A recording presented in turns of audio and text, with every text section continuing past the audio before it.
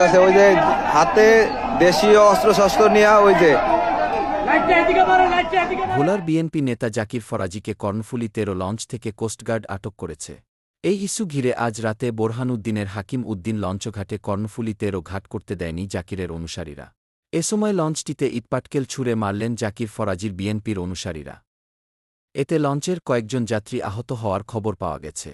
এ ঘটনার একটি ভিডিও সামাজিক যোগাযোগ মাধ্যম ফেসবুকে ছড়িয়ে পড়েছে। ভিডিওতে দেখুন বিস্তারিত।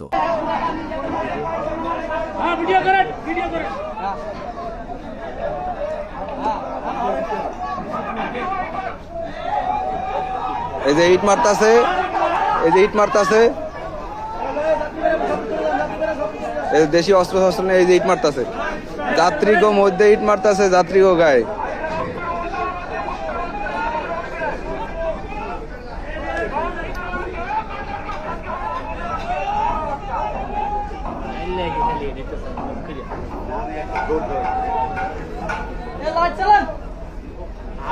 মানুষ দৌড়ান দৌড়াতে থাকবে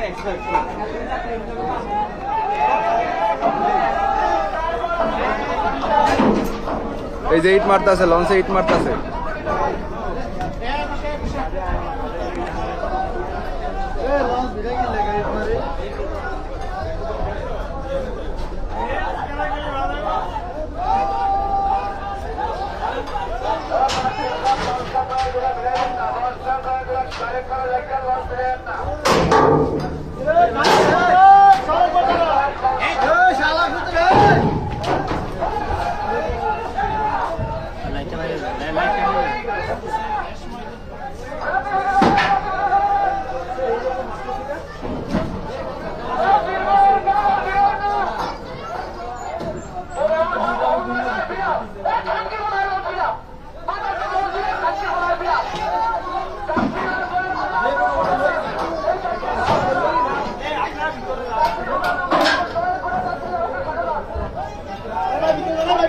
এই ভাই সরেন।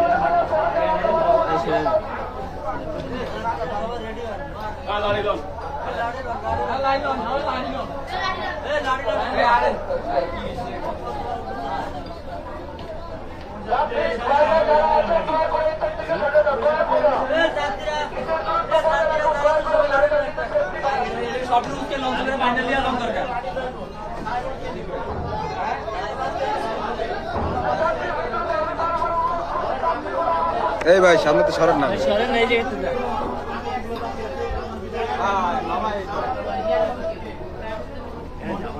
দেশীয় অস্ত্র শস্ত্র নিয়ে কর্ণফুলী ১৩-র উপরে হামলা।